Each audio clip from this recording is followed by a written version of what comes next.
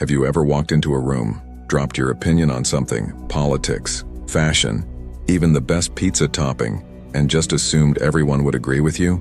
It feels like a reflex, doesn't it? You say it, and almost instantly, you expect a chorus of "yeah, I think the same thing" to echo back. But what if I told you that your certainty isn't the universal truth you believe it to be? What if I told you that everyone in that room, everyone you assumed was on your side, might actually be thinking the opposite?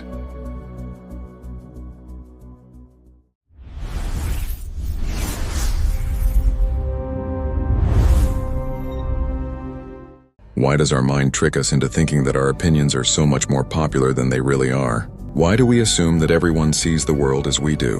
The answer lies in a psychological phenomenon so subtle yet so pervasive that most of us aren't even aware it's happening: the false consensus effect. This psychological bias causes us to believe that our opinions, beliefs, and preferences are shared by the majority of people around us. But in reality, the truth couldn't be further from what we think. So, how does our mind get it so wrong? And why is this bias so dangerous? The disturbing history.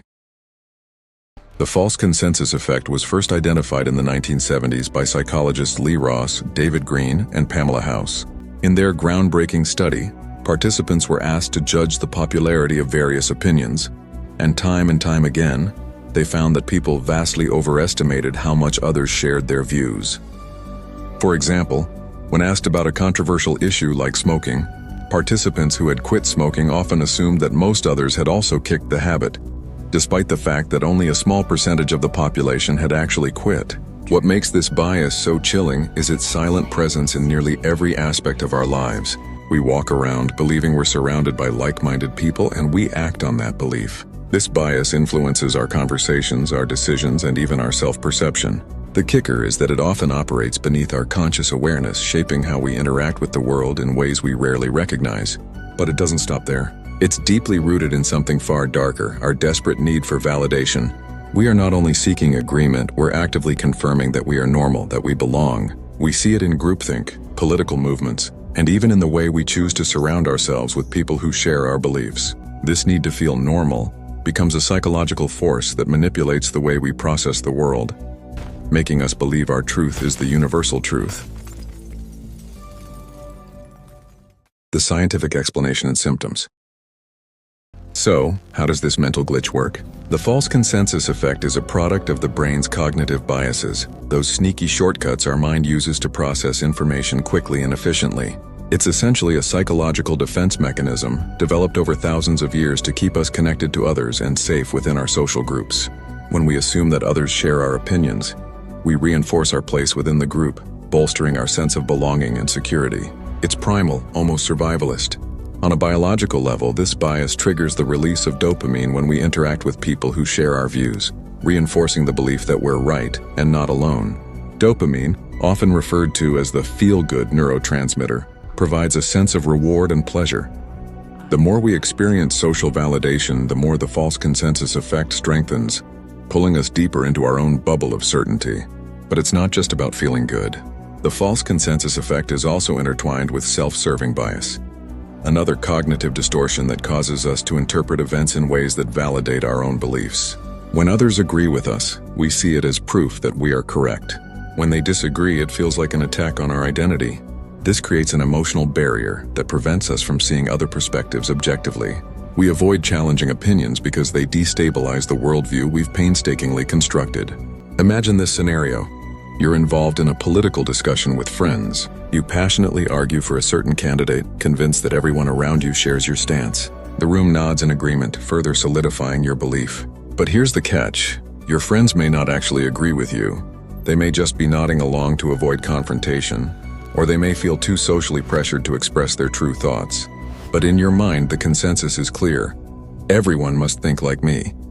And that feeling of certainty leads you to believe that your views are universally accepted, when in fact they might be in the minority.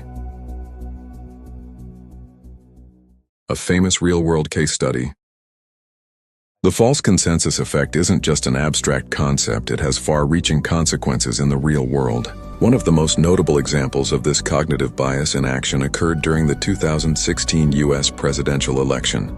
As election day approached, political analysts, pollsters, and media outlets were overwhelmingly confident that Hillary Clinton would win. Exit polls suggested she had the support of the majority, and pundits predicted a landslide victory.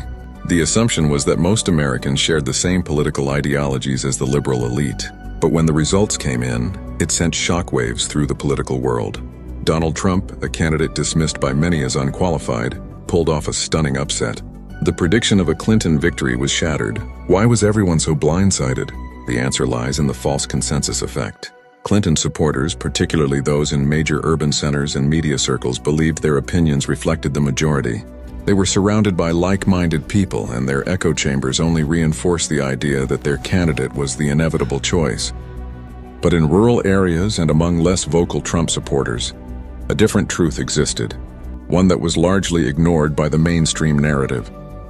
This disconnect revealed a profound psychological rift, a gap between what people thought was the shared reality and what was actually happening. The media's overconfidence in the predictions exposed how easily we can fall victim to the false consensus effect.